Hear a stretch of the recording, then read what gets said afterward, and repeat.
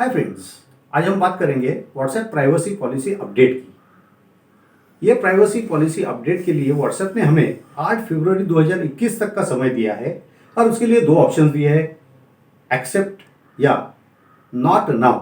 हम दोनों में से एक पे क्लिक कर सकते हैं। अगर एक्सेप्ट पे क्लिक किया तो हमारा व्हाट्सएप चालू रहेगा। अगर हमने नॉट नाउ पे क्लिक किया और बाद में 8 फरवरी 2021 तक हमने एक्सेप्ट के ऊपर क्लिक किया ही नहीं तो हमारा व्हाट्सएप बंद हो जाएगा। अब सबसे पहले ये समझ लेते हैं कि ये प्राइवेसी पॉलिसी क्या होता है। अपडेट तो दूर की बात है, पहली बात प्राइवेसी पॉलिसी क्या होता है। और ये मैं सिर्फ व्हाट्सएप के लिए नहीं कह रहा हूं, मैं तो ये किसी भी ऐप के लिए कह रहा हूं, किसी भी वेबसाइट के लिए, किसी भी सर्वर के लिए कह रहा हूं। कोई भी ऐप, कोई भी सॉफ्टवेयर, कोई भी सर्वर हमसे जो इंफॉर्मेशन कलेक्ट करता है वो इंफॉर्मेशन का वो लोग कौन से काम के लिए और कैसे उपयोग करेंगे, इसका जो उनका पॉलिसी होता है उसको कहते हैं प्राइवेसी पॉलिसी। आप सब कितने सारे ऐप डाउनलोड कर लेते हैं अपने मोबाइल में।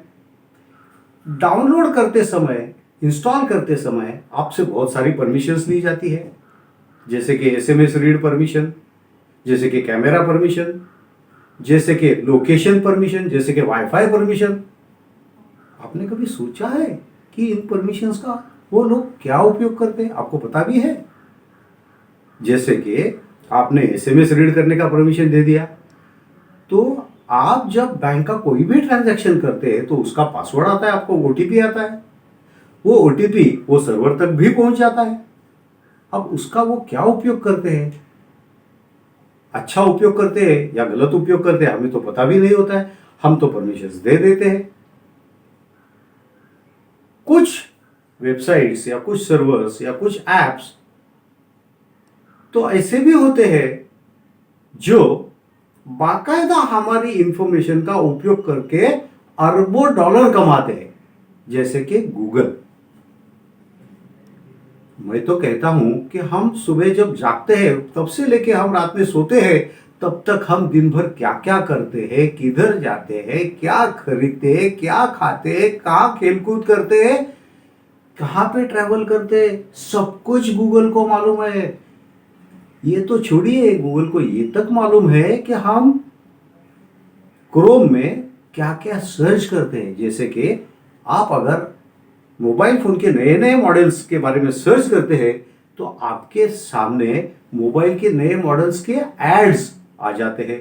आप अगर शूज के बारे में सर्च करते हैं तो शूज के ऐड आते हैं। अगर आप टूरिज्म के बारे में सर्च करते हैं तो टूरिज्म के एड्स आते हैं। और इनमें से गूगल अरबों डॉलर कमाता है। लेकिन ये जो इंफॉर्मेशन, हमारा पर्सनल इंफॉर्मेशन गूगल के पास गया है, उसका उपयोग गूगल सिर्फ खुद के लिए करता है, किसी और के साथ ये इंफॉर्मेशन शेयर करता नहीं है, जहां तक मुझे मालूम है। अगर करता भी होगा तो मुझे पता नहीं।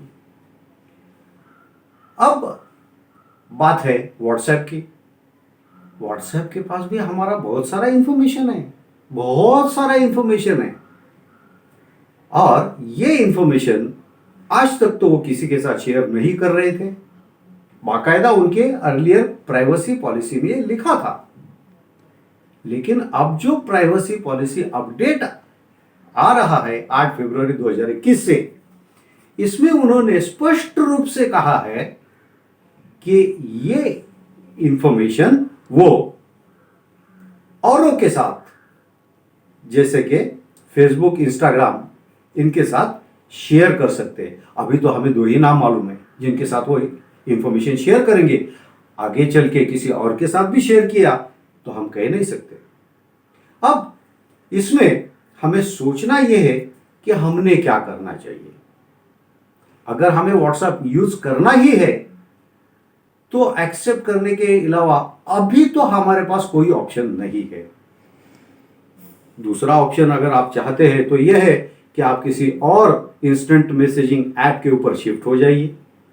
ये ऑप्शन तो डेफिनेटली आपके पास अवेलेबल है। लेकिन वो जो दूसरे जो कोई भी ऐप होंगे वहां पे भी यही बात आज नहीं तो कल नहीं होगी, ऐसा आप खातिर के साथ नहीं कह सकते। मैं आपके लिए एक अच्छी खबर भी सुनाना चाहता हूं। वो जो कि आज की ताज़ा खबर है।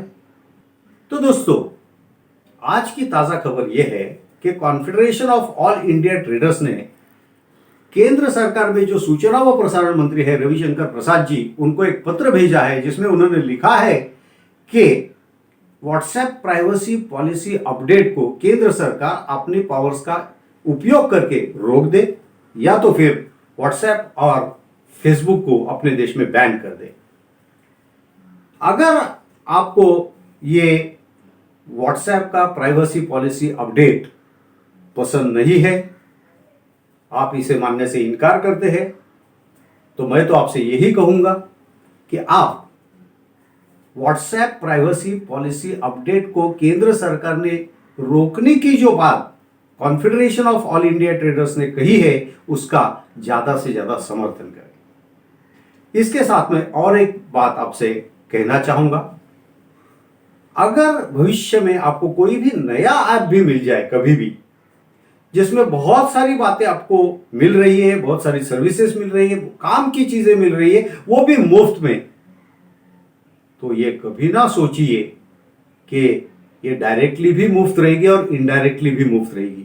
जिन्होंने किसी ने ये सब बनाया है वो कहीं ना कहीं से तो रुपया कमाने की कोशिश करेंगे ही।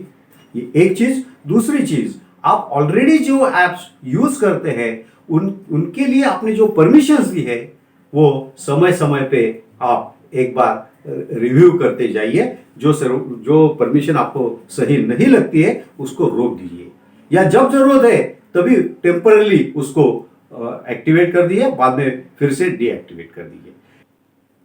इन शॉर्ट में आपको फिर से ये कहना चाहता हूं कि जिन किन लोगों को व्हाट्सएप यूज करने में आज की तारीख में कोई भी खतरा महसूस नहीं होता, वो व्हाट्सएप यूज करना चालू रख सकते हैं। ये एक ऑप्शन उपलब्ध है हम सब लोगों के लिए। और जिन लोगों को इसमें कुछ खतरा महसूस हो रहा है वो किसी और प्लेटफॉर्म पे शिफ्ट होने का सोच सकते हैं। इतना ही मैं आज आपसे कहना चाहता हूं। धन्यवाद।